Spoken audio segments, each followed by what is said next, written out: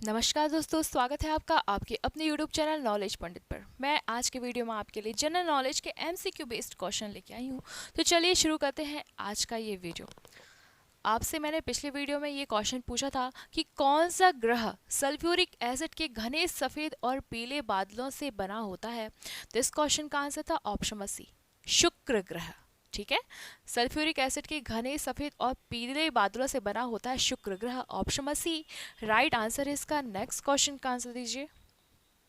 कौन सा उपकरण भूकंप के दौरान सतह पर पहुंचने वाली तरंगों को मापता है। आपको ये बताना है कि भूकंप मापी यंत्र कौन सा होता है। तो आंसर है इसका ऑप्शन बी, सिस्मोग्राफ जो है उससे भूकंप की तरंगों को मापा जाता है। Seismograph option B right answer है इसका। नेक्स्ट क्वेश्चन का आंसर बताइए। लाखों साल पहले भारतीय उपमहाद्वीप मुख्य भूमि से अलग हो गया था। इसे किस महासागर के नाम से जाना जाता है। इस क्वेश्चन का आंसर दीजिए। लाखों साल पहले भारतीय उपमहाद्वीप मुख्य भूमि से अलग हो गया था। अब इसे किस महासागर के नाम से जाना जाता है। तो आंसर है इसका ऑप्शन डी, तैतीस सागर। तैतीस ऑप्शन डी राइट आंसर है इसका। नेक्स्ट क्वेश्चन का आंसर बताइए। निम्नलिखित में से कौन सी परत हमारे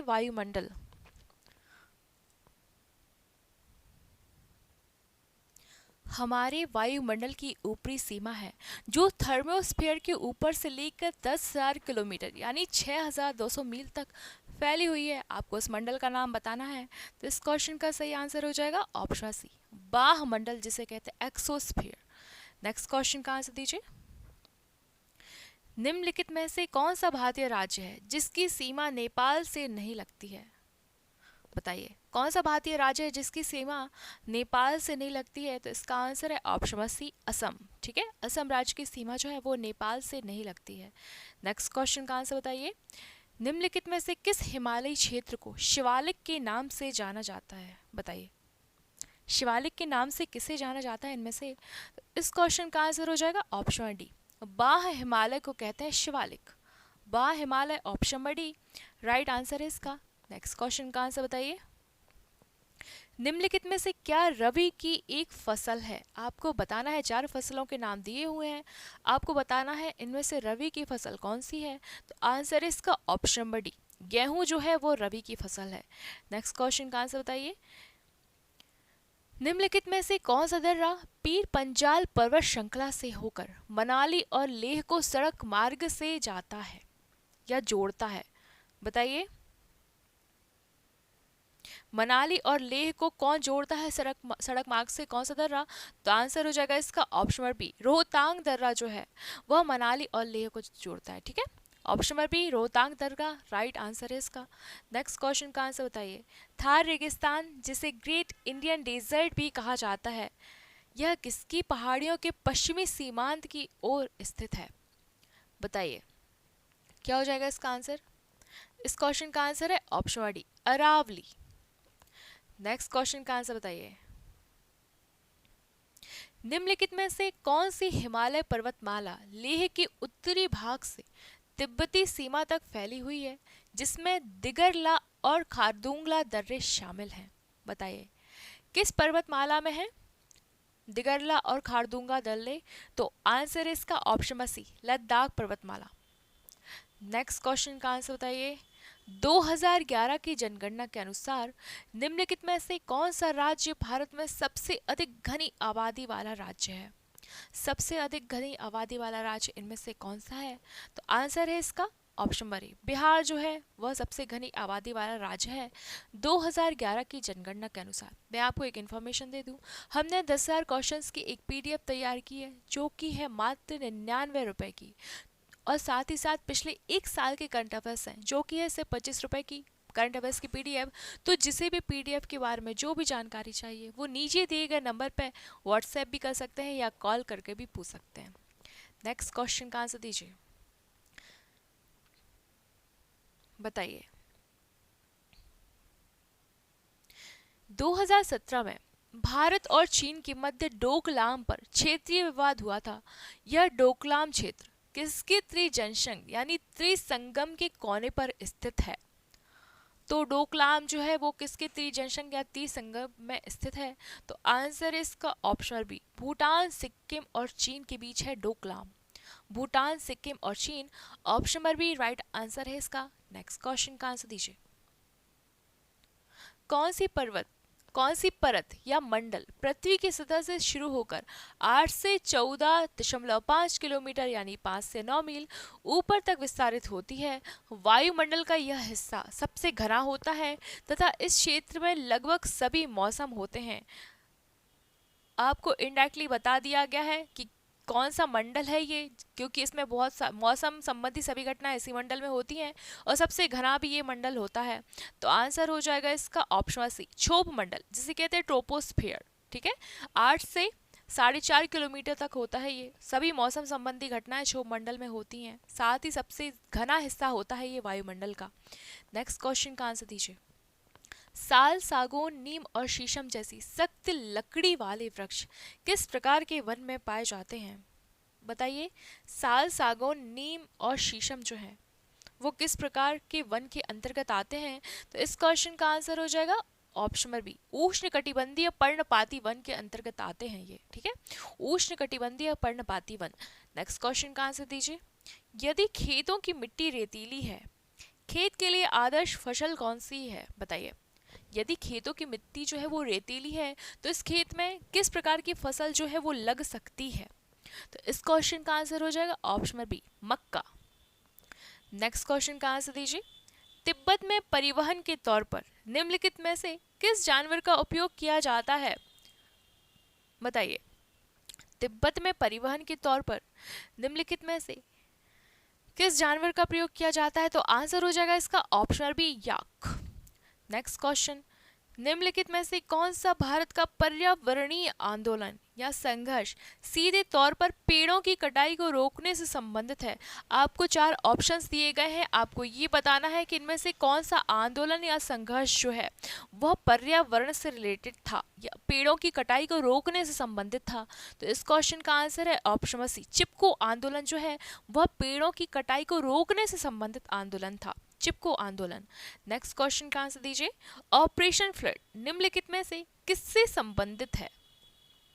ऑपरेशन फ्लड का संबंध किससे है, आपको इसका आंसर देना है। तो ऑपरेशन फ्लड का संबंध है भारत का दुग्ध उद्योग या दुग्ध उत्पादन से रिलेटेड है operation flood. Next question, Valmiki tiger reserve कहाँ स्थित है? बताइए, वाल्मीकि टाइगर रिजर्व कहाँ स्थित है? तो आंसर इसका ऑप्शन बी, पश्चिम चंपारण यानी बिहार में है Valmiki tiger reserve. Next question, विश्व का सबसे बड़ा डेल्टा कौन सा है? विश्व का सबसे बड़ा डेल्टा कौन सा है? आंसर इसका option number C, Ganga Brahmaputra delta विश्व का सबसे बड़ा डेल्टा है। नेक्स्ट क्वेश्चन का आंसर दीजिए। निम्नलिखित में से कौन सा पार्क यूनेस्को की विश्व विरासत सूची में भारत का पहला मिश्रित विश्व विरासत स्थल है? बताइए, ऑप्शंस अच्छे से पढ़िए फिर उसका आंसर दीजिए। इस क्वेश्चन का आंसर है ऑप्शन डी, कंचनजंगा राष्ट्रीय उद्यान जो है वो यूनेस्को की विश्व विरासत सूची में भारत का पहला मिश्रित विश्व विरासत स्थल है। ठीक है, कौन सा? तो कंचनजंगा राष्ट्रीय उद्यान।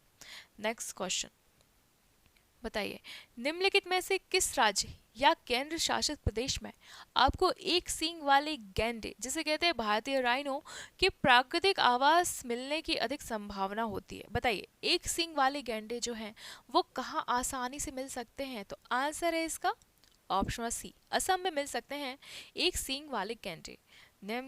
नेक्स्ट क्वेश्चन का आंसर दीजिए।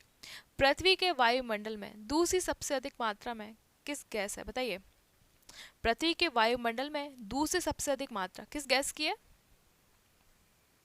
चलिए, सो आंसर है इसका ऑप्शन नंबर ए, सबसे ज्यादा है नाइट्रोजन, उसके बाद है oxygen. Option number A answer इसका ऑक्सीजन। नेक्स्ट क्वेश्चन,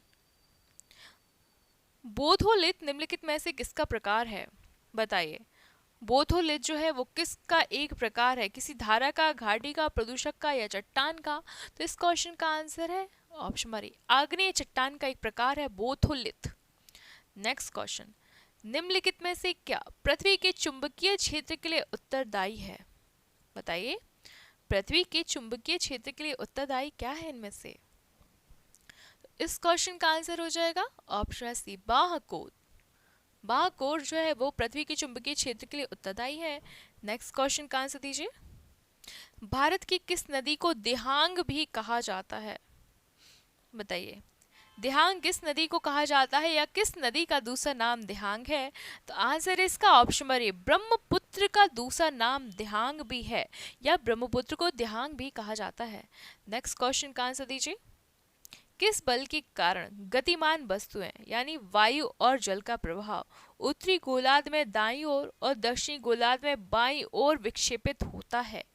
आपको बताना है किस बल के कारण जो है उत्तरी गोलार्ध में दाईं ओर और दक्षिणी गोलार्ध में बाईं ओर विक्षेपित होती है वायु और जल। किस बल के कारण? तो आंसर इसका ऑप्शन नंबर सी, कॉरियोलिस बल या कॉरियोलिस प्रभाव कहते हैं इसे। ठीक है, ऑप्शन नंबर सी, कॉरियोलिस प्रभाव के कारण उत्तरी गोलार्ध में वस्तुएं दाईं ओर और दक्षिणी गोलार्ध में बाईं ओर प्रवाहित होती हैं। नेक्स्ट क्वेश्चन का आंसर दीजिए। चंद्रमा पिंड का उदाहरण है। चंद्रमा जो है वो किस प्रकार के पिंड का उदाहरण है? इस क्वेश्चन का आंसर दीजिए। पारभासी, अदीप्तमान, पारदर्शी या दीप्तमान? तो इस क्वेश्चन का आंसर है ऑप्शन नंबर बी, अदीप्तमान होता है चंद्रमा। ठीक है, अदीप्तमान। नेक्स्ट क्वेश्चन का आंसर दीजिए। वह प्रक्रिया जो पृथ्वी की ऊपरी सतह के भागों को खिसकाती या उभारती या निर्मित करती है, इस प्रक्रिया को क्या कहते हैं? बताइए, वह प्रक्रिया जो पृथ्वी की ऊपरी सतह के भागों को खिसकाती रहती है, उभारती रहती है या निर्मित करती रहती है, इस प्रकार की प्रक्रिया क्या कहलाती है? तो इस प्रकार की प्रक्रिया को कहते हैं पटल विरूपण या डाइएस्ट्रोफिज्म। ठीक है, पटल विरूपण या डाइएस्ट्रोफिज्म कहते हैं। नेक्स्ट क्वेश्चन का आंसर दीजिए। सतलज नदी किस दर्रे से होकर भारत में प्रवेश करती है? सतलज नदी किस दर्रे से होकर भारत में प्रवेश करती है? बताइए। आंसर इसका ऑप्शन नंबर बी, शीप किला दर्रा। शीप किला दर्रा से होकर सतलज नदी भारत में प्रवेश करती है। नेक्स्ट क्वेश्चन का आंसर दीजिए। स्लेट शेल का एक प्रकार है। बताइए, स्लेट जो है वह किस शेल का एक प्रकार है? आपसे ये पूछा गया है। तो इस क्वेश्चन का आंसर है ऑप्शन नंबर डी, कायांतरित शेल का प्रकार है स्लेट। कायांतरित shale, option number D answer है इसका। नेक्स्ट क्वेश्चन का आंसर दीजिए। निम्नलिखित में से किस राज्य से होकर कर्क रेखा गुजरती है? आपसे पूछा है। क्वेश्चन अच्छे से पढ़िएगा। गुजरती है पूछा है, तो आंसर इसका ऑप्शन सी, मिजोरम से होकर कर्क रेखा गुजरती है इनमें से। Next question. भूमि का वह भाग जो लगभग चारों ओर से पानी से घिरा होता है लेकिन एक ओर से मुख्य भूमि से जुड़ा होता है, क्या कहते हैं इसे? बताइए, भूमि का वह भाग जो लगभग चारों ओर से पानी से घिरा होता है लेकिन एक ओर से मुख्य भूमि से जुड़ा होता है, तो इस प्रकार के स्थल को क्या कहते हैं? इस प्रकार के स्थल को कहते हैं प्रायद्वीप। ठीक है, प्रायद्वीप कहते हैं, option number D. Next question. 1 degree अक्षांश लगभग कितने किलोमीटर के बराबर होता है? 1 डिग्री अक्षांश लगभग कितने किलोमीटर के बराबर होता है? आंसर इसका ऑप्शन बी, 111 किलोमीटर के बराबर होता है 1 डिग्री अक्षांश। Next question. निम्नलिखित में से किस भूपट्टिका या प्लेट की 2.5 सेंटीमीटर ईयर से कम गति की मंदतम दर क्या होती है? बताइए। तो आंसर इसका ऑप्शन नंबर, उत्तरी ध्रुवीय पर्वत पृष्ठ या जिसे कहते हैं आर्कटिक रिज। ठीक है। Next question. इनमें से कौन सा विश्व का सबसे बड़ा नदी द्वीप है? बताइए, विश्व का सबसे बड़ा नदी द्वीप इनमें से कौन सा है? तो आंसर है इसका ऑप्शन डी, माजुली द्वीप जो है, माजुली द्वीप वह विश्व का सबसे बड़ा नदी द्वीप है। नेक्स्ट क्वेश्चन का आंसर दीजिए। शरावती नदी से निम्नलिखित में से कौन सा झरना निकलता है? शरावती नदी से कौन सा झरना निकलता है? तो आंसर है इसका ऑप्शन सी, गरसोप्पा या जिसे कहते हैं जोग गरसोप्पा, वो निकलता है शरावती नदी से। नेक्स्ट क्वेश्चन का आंसर दीजिए।